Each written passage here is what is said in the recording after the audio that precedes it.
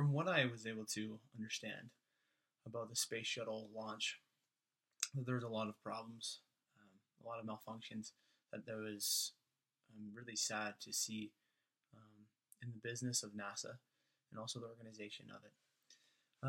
From what I'm able to see is that NASA was able to see and diagnose the problems even before they had them.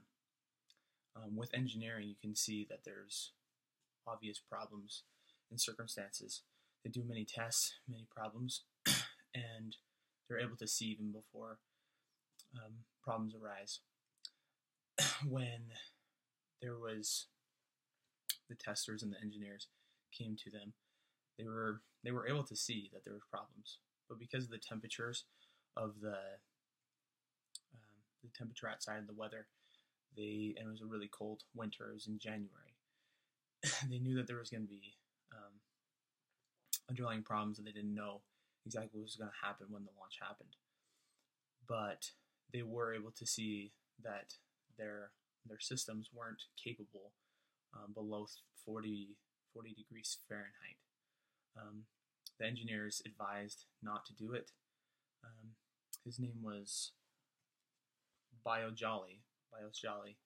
He was able to try and convince the management, but when you have to put your management cap on, as they refer to, you really have to make a decision. Understanding NASA is a national corporation and a national organization. It's not just a national organization, it's also a business. These people have jobs, these people have deadlines. You have to understand that they do have to meet these criteria. And when you look at it in those perspectives, it makes you think, well, they have to meet this deadline. They have to do what they need to do. And when the management had to make a decision, they were thinking about the vice president coming in, and they also thought about postponing and what would that implicate for their jobs and for their job security and for the company and for the organization.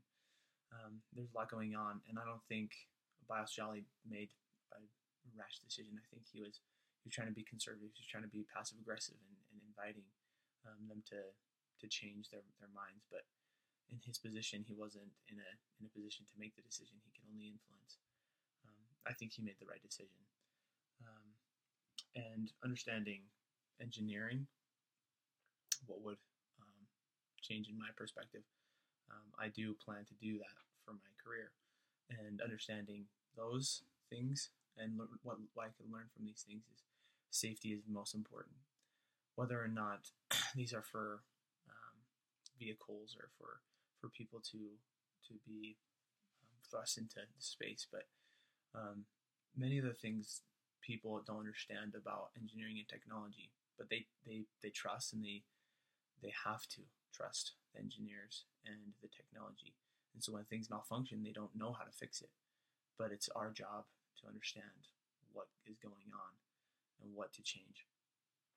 And when it comes to that perspective, you have to test multiple times, just like in fabricating and manufacturing. I always say, you measure twice and cut once. The same thing goes with testing. You have to test over and over again, and you need to know exactly what's going to happen even before it comes. That's why when vehicles are tested, they test them against a wall. They test them against a crash.